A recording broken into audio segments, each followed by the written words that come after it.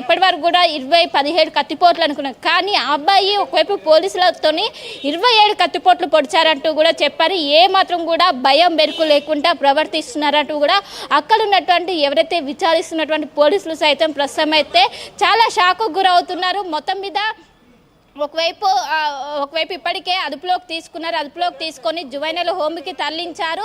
దీనికి గల కారణాలు అసలు నిజంగా ఆ అబ్బాయే చేశారు. ఎందుకంటే మన రైటింగ్ కూడా చూసుకున్నట్లయితే 10th క్లాస్ చదివే అబ్బాయికి నాలెడ్జ్ అనేది ఉంటుంది. కానీ అక్కడ చిన్న 5th క్లాస్ స్టాండర్డ్ చదివేటువంటి వ్యక్తికి ఉన్నటువంటి ఆ విధంగా రాశారు. సో మొత్తం మీద దీనికి సంబంధించి ప్రస్తుతం పోలీసులు అయితే చేస్తున్నారు. ఎందుకంటే ఒకవైపు బ్యాట్ గురించి చేశారని ఒకవైపు వాళ్ళు అంటున్నారు. కానీ బ్యాటు వాళ్ళ డాడీ కొనిచ్చింది వారం రోజుల క్రితమే. కానీ ఆ లెటర్ రాసింది మాత్రం దాదాపు 1 month బ్యాక్ అన్నట్టు కూడా ఇప్పటికే పోలీసులు నిర్ధారణకు వచ్చారు. మొత్తం కూడా అసలుకు ఆ అబ్బాయి ఎవరింటికైనా చోరీకి వెళ్ళి వేరే ఇంటిని ఉద్దేశించి రాశారా లేకుంటే సహస్ర వాళ్ళ ఇంటి గురించే రాశారని కూడా పోలీసులు ఈ కోణంలో ఒకవైపు దర్యాప్తు అయితే చేస్తున్నారు. ఎందుకంటే ఒకవైపు పోలీసులు కేసు ఛేదించినప్పటికీ దీనికి సంబంధించి అనేక అనుమానాలు అటు సహస్ర తల్లిదండ్రులు సైతం దీని వెనక తను ఒక్కడే చేసి ఉన్నాడు, అది ఒక్కరి వల్ల సాధ్యం కాదు, వేరే వాళ్ళ ప్రమేయం ఇటు తల్లిదండ్రుల ప్రమేయం కూడా ఉందంటూ కూడా వాళ్ళు కూడా చెప్పడంతో ఖచ్చితంగా ఇప్పుడు పోలీసులు మరోసారి విచారణ చేస్తున్నారు. ఎక్కడైతే అక్కడ దొరికినటువంటి ఏవైతే లెటర్ని ఆధారంగా చేసుకుని లెటర్ కావచ్చు, ఆ రోజు దొరికినటువంటి తను హత్య చేసిన రోజు ఉన్నటువంటి బట్టలు వీటినన్నింటినీ ఆధారం చేసుకొని నిజంగా తనకి ఎంతవరకు మొత్తం ఆ రోజు ఎందుకు సహస్ర వాళ్ళ ఇంటి కోసం ఇంట్లో డబ్బుల కోసం వెళ్ళారా లేక బ్యాట్ కోసం వెళ్ళారా ఏంటంటూ కూడా ప్రస్తుతం పోలీసులు అయితే ఎంక్వైరీ చేస్తున్నారు. ఒకవైపు కేసు ఛేదించినప్పటికీ అనేక అనుమానాలు మిగిలి ఉన్నాయి. ఒకవైపు ఒకటే చేశారా ఇంకా చాలా మంది ఇన్వాల్వ్ అయ్యారని కూడా అనేక విధాలుగా ప్రస్తుతం అయితే పోలీసులు ఎంక్వైరీ చేస్తున్నారు. మొత్తం మీద ఒకవైపు తన తల్లి ముందుగానే తన బిహేవియర్ని కావచ్చు వాటినన్నింటిని కూడా గుర్తించి నువ్వే చేసావు కదా అంటే లేదమ్మా నీ మీద ఒట్టంటూ కూడా తను చెప్పినట్టు కూడా ఇప్పటికే విషయాలు వెలుగులోకి వస్తున్నాయి. సో దానికి సంబంధించి ఇప్పటికే ఎవరైతే ఇప్పుడు నిందితుడు చదువుతున్నటువంటి స్కూల్కి సైతం ఇటు పోలీసులు వెళ్ళారు.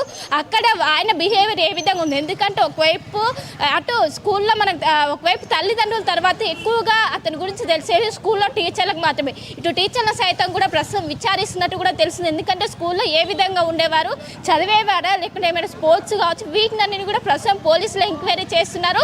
కానీ ఇది మాత్రం ఒక సవాల్గా మారిందని చెప్పుకోవచ్చు. ఒకవైపు ఈ కేసును ఛేదించినప్పటికీ అనేక ప్రశ్నలు మాత్రం అలానే మిగిలి ఉన్నాయి. ఎందుకంటే సహస్ర వాళ్ళ ఇంట్లోకి బ్యాట్ కోసం వెళ్ళారా డబ్బుల కోసం వెళ్ళారా, ఒకవేళ బ్యాట్ కోసమే వెళ్తే ఆ లెటర్ అనేది 1 month ముందే రాయడంతో వేరే వాళ్ళ ఇంట్లోకి చోరీకి వెళ్ళారా అని కూడా ప్రస్తుతం అనేక విధాలుగా పోలీసులు అయితే దర్యాప్తు చేస్తున్నారు. ఇంకా గతంలో ఏమైనా చోరీలు చేశారా, గతంలో ఏ విధంగా ఇటు నిందితుడి యొక్క తల్లిదండ్రులు సైతం ప్రస్తుతం అదుపులోకి తీసుకొని విచారిస్తున్నారు. గతంలో ఏమైనా చేసేవారా, అతని అబ్బాయికి సెల్ ఫోన్ ఎందుకు ఇచ్చారని కూడా ప్రస్తుతం పోలీసులు ఎంక్వైరీ చేస్తున్నట్లు కూడా ప్రస్తుతం అయితే సమాచారం అందుతుంది. మొత్తం మీద ఒకవైపు కేసు ఛేదించినప్పటికీ రోజుకొక సంచలన విషయాలు మాత్రం వెలుగులోకి అయితే వస్తున్నాయి. Right, thank you Shilpa, thanks for the details. ఎప్పటికప్పుడు అప్డేట్స్ అందిస్తుండండి విచారణకు సంబంధించి. చూస్తున్నాం కదా చాలా రకాలైనటువంటి విస్తుపోయే విషయాలు బయటకు వస్తున్నాయి. చాలా అబ్నార్మల్ థింగ్స్ మనకి ఇక్కడ కనపడుతున్నాయి ఈ కేసుకు సంబంధించి. ఒక 14 ఏళ్ళ బాలుడు ఇంత దారుణమైన హత్యకు పాల్పడడం ఏంటి అనే ప్రశ్న వచ్చినప్పుడు దాని వెనక ఎన్నో రకాలైనటువంటి అబ్నార్మల్ క్వాలిటీస్ మనకి ఇక్కడ కనిపిస్తున్నాయి. నమ్మశక్యం కాదు. ఒక 14 ఏళ్ళ బాలుడు ఇంత దారుణంగా ఒక హత్యకు పాల్పడ్డాడు అంటే నమ్మశక్యం కాదు. కానీ there are lot of abnormal qualities behind all this. ఖచ్చితంగా మనం చూస్తూ ఉన్నాం, ఇప్పటికే మనం మాట్లాడుకున్నాం. అసలు ఆ లెటర్ రాయడం దగ్గర నుంచి, ఆ లెటర్లో రాసినటువంటి విధానం గురించి, ఆ భాష గురించి, అలాగే అతని లైఫ్ స్టైల్ ఎలా ఉంటుందనే దాని గురించి మాట్లాడుకున్నాం.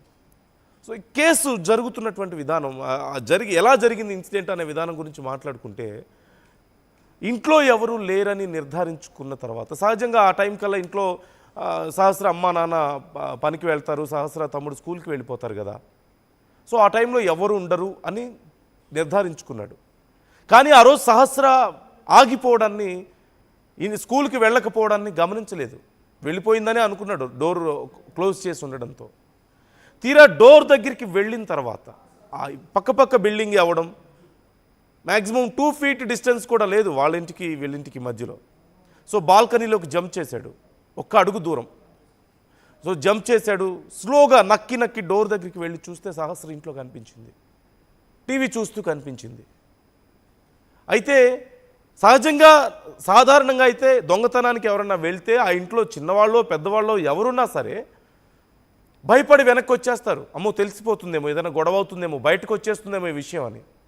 కానీ ఈ ఈ యువకుడు బయటికి రాలేదు, వెనక్కి వచ్చేలేదు. సైలెంట్గా నక్కి లోపలికి వెళ్ళాడు. ఆ బ్యాట్ తీసుకున్నాడు. ఆల్రెడీ ఆ ఇంట్లో ఏమేమి ఎక్కడ ఉంటాయో తెలుసు కదా. సహస్ర బర్త్డేకి వెళ్ళాడు, కేక్ పెట్టాడు. తనకి ఫ్రెండ్సే, తన సహస్ర తమ్ముడితో ఆడుకునేవాడు, వాళ్ళందరూ ఫ్రెండ్సే. ఈ నేపథ్యంలో ఏదేది ఎక్కడ ఉంటుందో ఇంట్లో తెలుసు, ఆల్రెడీ అబ్జర్వ్ చేశాడు. సో లోపలికి వెళ్ళాడు, బ్యాట్ తీసుకున్నాడు. సైలెంట్గా మళ్ళీ అలాగే బయటకు వద్దామనుకున్న సమయంలో ఒక్కసారిగా డోర్ దగ్గర అలికిడైంది. సహస్ర అతన్ని చూసింది. చూసి ఒక్కసారిగా దగ్గరికి వెళ్ళింది. ఎవరైనా ఆ యువకుడి ప్లేస్లో కొత్త వాళ్ళు కనుక ఉంటే సహస్ర భయపడేదేమో. 10 ఏళ్ల పాప కదా, సహజంగా భయం వేస్తుంది. ఎవరైనా కొత్త వాళ్ళు సడన్గా ఇంట్లో చూస్తే తనకు తెలియకుండా ఒక షాక్కి గురవుతారు. కానీ చూస్తే పక్కింటి అబ్బాయి, రెగ్యులర్గా వాళ్ళతో ఆడుకునే వ్యక్తే, తన బ్రదర్తో ఆడుకుంటాడు ఆ బాబు. సో చూసి ఒక్కసారిగా సహస్ర కోప్పడింది. ఎందుకు వచ్చావు నువ్వు, ఏం పని, మా నాన్నకి చెప్తానని చెప్పేసి అరిచింది. షర్టు పట్టుకుంది గట్టిగా పారిపోయే ప్రయత్నం చేస్తే. బయట వాళ్ళైతే ఎవరైనా తెలియని వాళ్ళు పెద్దవాళ్ళు అయితే భయపడేదేమో. తెలిసిన అబ్బాయి కదా, రోజు ఆడుకునే వ్యక్తి, ఆడుకునేటువంటి ఫ్రెండే కదా. సో అందుకని గట్టిగా పట్టుకోగలిగింది ధైర్యంగా వెళ్ళి. అంటే ఏం కాదన్న ధైర్యం. మహా అయితే ఏమవుతుంది, తెలిసిన వాళ్ళే కదా అని ఆ టైంలో వెళ్ళి పట్టుకోగలిగింది. వెంటనే ఆ పాపని వెనక్కి నెట్టేస్తే ఆ పాప వెళ్ళి ఆ బెడ్ మీద పడిపోతే పైన కూర్చొని గొంతు నొక్కి ఆ పాపను హత్య చేసే ప్రయత్నం చేశాడు. తన జేబులో ఉన్నటువంటి కత్తిని తీసి ఆ పాపను విచక్షణారహితంగా పొడవడం మొదలుపెట్టాడు. పొడిచాడు 27 సార్లు కత్తితో ఆ పాపను పొడిచాడంటే, చిన్న పాపను. ఎలా ఆలోచించాలి, ఎలా అర్థం చేసుకోవాలి ఆ మనస్తత్వాన్ని మనం? సరే, ఆ జరిగిన తర్వాత ఎవరైనా సాధారణ మనుషులు ఎవరైనా సరే వెంటనే ఆ క్షణిక ఆవేశంలో చేసిన ఒక తెలియని తనంలో ఏదో చేసేసిన ఆ టైంలో ఇమ్మీడియట్గా రియలైజ్ అవుతారు, ఇంత దారుణం చేశానా నేను. ఆ బ్లడ్ చూస్తే భయపడతారు కదా, ఆ గాయాలు, ఆ పరిస్థితుల్లో ఆ పాపని, ఆ బ్లడ్ అదంతా చూస్తే సహజంగా భయపడిపోతారు.